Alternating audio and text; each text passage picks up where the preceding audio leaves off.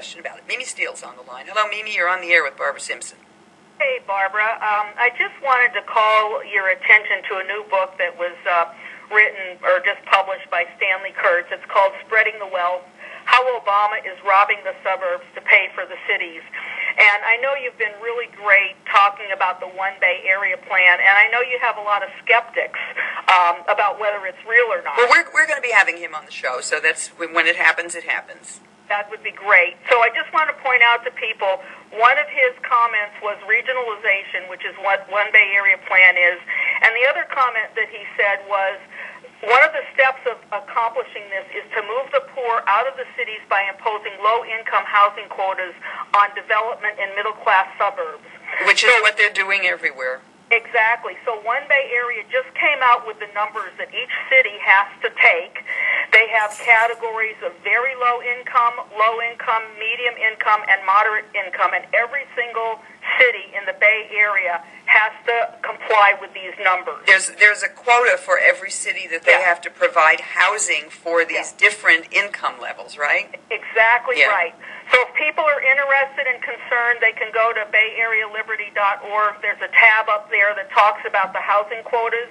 There's a list in there where they can actually go to their city and see what the housing quota is.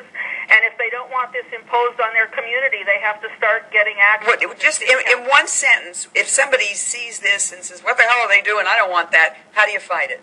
You go to your city council and say, "I don't want that." Really? Yep, because at this point what's going to happen is the regional authority is going to impose it on these cities.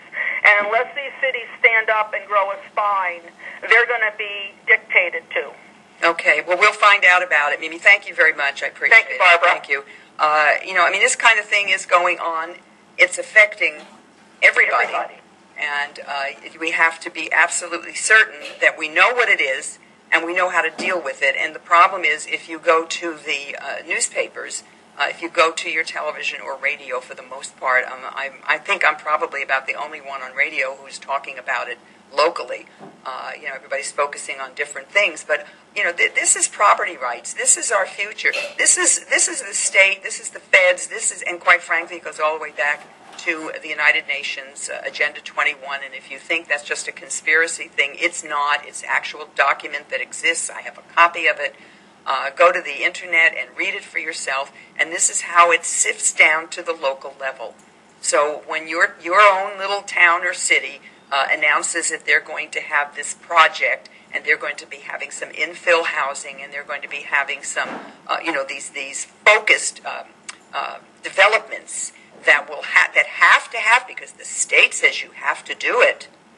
Well, part of it, the state says you have to do it, but you know something? There are some communities that are saying, well, we're not going to do it. And a couple have sued and won, as a matter of fact. So, it's all of these things that you have to know about. And it's so easy to get sidetracked, folks. It really, really is so easy to get sidetracked, because there are so many things going on out there. And you're thinking, and most people, first, if they even know about it, and secondly, even if they know about it, it's what can I do? Because if you go to your local community political meetings, whether it's your city council or your board of supervisors or whatever it is, and you've got these 3 or 4 or 5 or 6 or 7 people, depending on how many are in that particular jurisdiction where you are, and they vote and they commit you. They commit your town. If they say, we buy into this green plan, they buy into the green plan.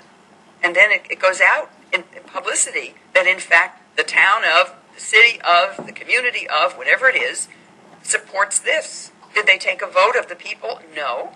Did they have a good discussion, open discussion? No. Did they have public meetings about it? No.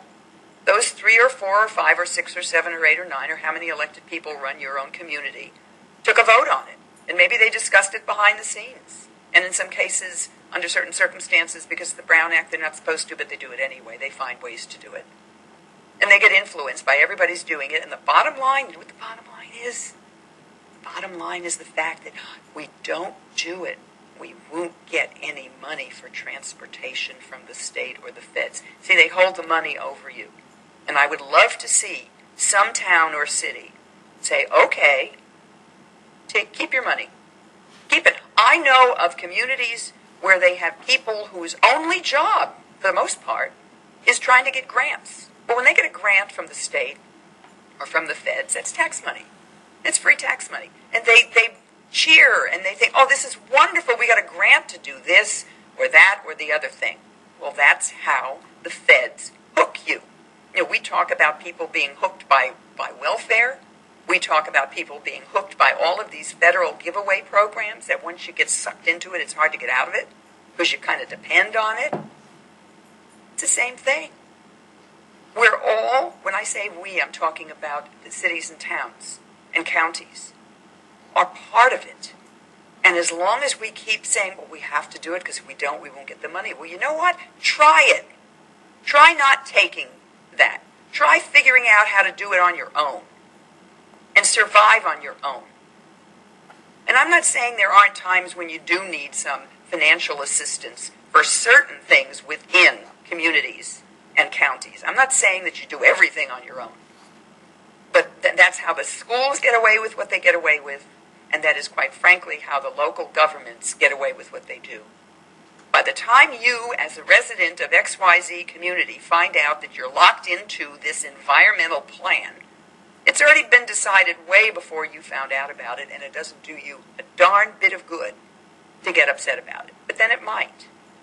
I would love to. Remember what happened, if those of you may not remember, when MTBE was mandated, the chemical was mandated to be put into the gasoline? It's a poison. They found out that it contaminated the aquifers. They found out that it went through pipes and got into the groundwater. And they found out that people got sick if they used that water. And our station, KSFO, I was one of the first on the station that talked about it. And we got involved as a station host. And there were rallies in Sacramento where thousands of people showed up. And the Chronicle, I will never forget, described them like peasants at the gates with pitchforks. And I thought, here. I think we need to do that again. Whether it's against Obamacare or whether it's against this green movement and One Bay Area. It's very, very destructive. Get you out of your houses, get you into the downtowns, get rid of suburbia, because it's just sprawl. See, suburbia isn't, everybody has a house with a lawn and a beautiful, great place to raise your kids. No, now suburbia is described as sprawl, and it's ugly, and it's destructive. And that's seeping into everything, absolutely everything. And it's very, you'll see. Let's go to Stacy in San Rafael on KSFO with Barbara Simpson. Hello, Stacy. Hi there. How are you? Pretty good. I've been meandering and wandering and exploring and hiking through the Bay Area for years. And little by little, I see areas getting closed off, just for what you're talking about, wildlife preserve, whatever. The government's closed off the land. I thought it was my imagination. Then I started listening to you. I was listening to Mimi Steele, and I realized, no, this is actually happening. Mm-hmm. So last week I was in rural New Hampshire, and we visited friends. They live 3 miles down a dirt road.